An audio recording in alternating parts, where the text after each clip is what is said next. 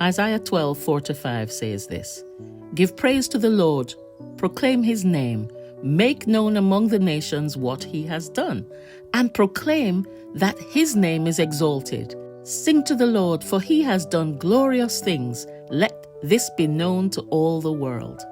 Many years ago, I had a colleague named Margaret, who I worked with for 4 years. We sat side by side for 2 of those years.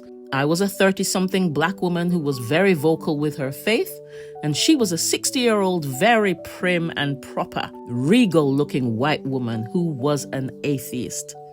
I would always share in conversation things that God had done for me, and she would respectfully tell me that it was nonsense and give me a withering look.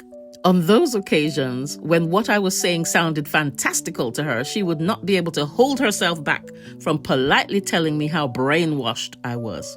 I laughed and loved her because she was immensely lovable and kept sharing my testimonies. By the time I left that job, we had become fast friends as colleagues go. And when I left, she gave me a card, and inside it said this: I'm not sure about the God you serve, but I will miss hearing the stories about him. I was blown away. I had no inkling that there had been a shift in her thinking.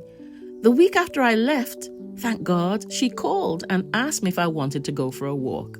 And for a year, we went on walks every couple of months, and she always initiated conversations about my God and what I was doing at church. A year later, she left me a voicemail while I was at church asking if I wanted to go on a walk afterwards. I called her back as soon as church finished and left her a voice note telling her that I would love to, but never heard back from her.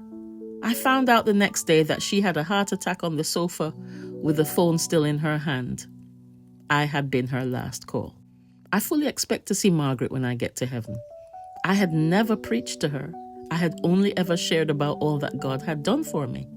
Romans 19:14-15 says this: How then can they call on the one they have not believed in? And how can they believe in the one of whom they have not heard? And how can they hear without someone preaching to them? And how can anyone preach unless they are sent? As it is written, how beautiful are the feet of those who bring good news. We don't need to be a preacher. Our testimony is our sermon, and we don't know whose life it may save. So today, make known to the nations, or at least someone, what God has done. God bless you.